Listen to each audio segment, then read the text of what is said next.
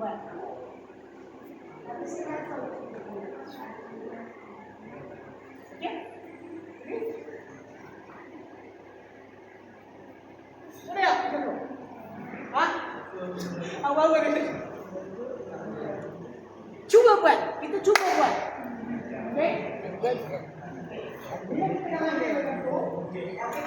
Sebelum saya lepaskan,